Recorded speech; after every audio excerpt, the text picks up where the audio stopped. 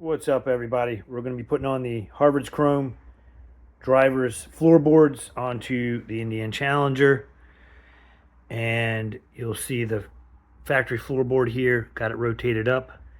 You got underneath here a through bolt that goes all the way through with a nut on this side. You're just going to hold one side, loosen up the other, slide the bolt out, and these will just come up and off. A couple things to go over. The clearance between the bolt that comes with the Harvard's Chrome and the bracket that attaches to the floorboard is super tight. So the only way you can get tools on this is this end comes an Allen that's different than the factory bolt that's a 13. You cannot fit the factory bolt back in, so you have to use supplied hardware. So you can put an Allen key in here and spin it to tighten it. This other side is so close to the bracket, you cannot fit a socket on here. So the only option you have is an open end wrench to slide onto the nut there to hold this side while you tighten the other side down. Here's the left side for you. Something that I had to adjust was my Kiriakin heel shifter. You can see how close this clearance is. These floorboards sit lower, and this has to travel up and down. You can see in a downshift, it pretty much touches. And I've already adjusted this. So I had to go up with the toe, down with the heel. It's not in a preferable position currently, but this is the only way I could get it to work. So I'll have to ride the bike and see how it is.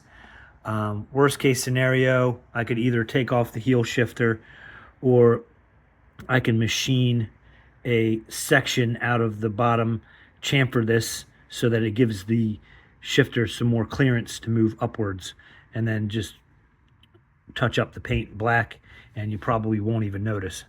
But they do look great. I'll see how it rides, and I'll be back in touch with you guys.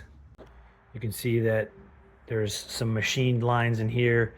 There's a laser-etched logo. You have a glued on traction pad there. When you're installing this, you want to snug it down. The factory one is snugged enough that it has some resistance here, just in case this hits something and needs to move up, but you let it go and it stays in position. So inside of this bracket that the bolt goes through, there is like a Teflon sleeve that when you tighten it down, it's going to pinch that sleeve, and that's where it gets its resistance.